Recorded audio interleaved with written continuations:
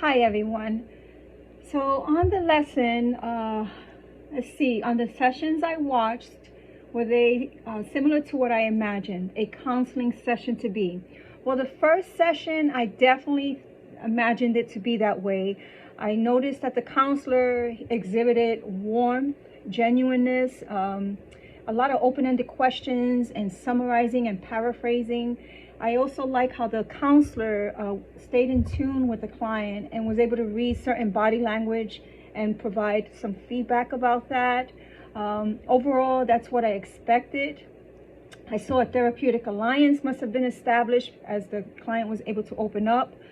With regards to the counselor session number 2, I was actually flabbergasted. I did not expect it to be that way as far as the confrontation and the challenging that the counselor had.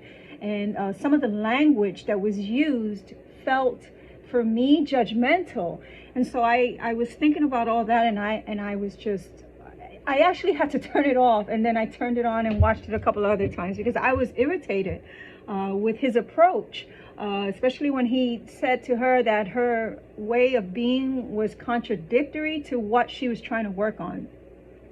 From my readings of chapter 8 and 9, what skills and counselor characteristics did I notice? Again, for counselor number 1, I noticed the warmth, I noticed the sitting up, the open posture, the leaning forward, the eye contact.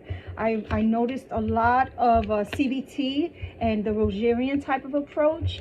I also noticed in counselor 2, immediacy. I noticed the influencing skills.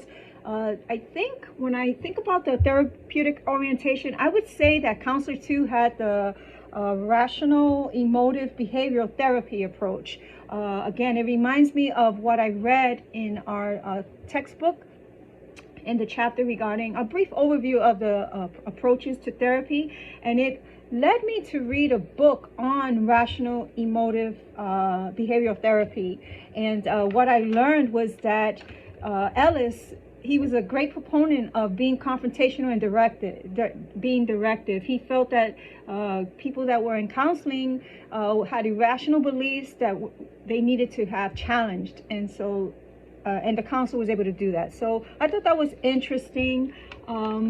Which of the counselings would be a good fit for me? Definitely the first approach, the cognitive behavior therapy, the therapeutic alliance. Meeting the client where they're at, empowering, strength-based type of conversation and talk. A question I would have for counselor 2 is, how does the counselor know when to have that approach with the client? Is there a need for a therapeutic alliance? Is there a need for that trust to be built first before that approach is used? So that would be my question. Thank you.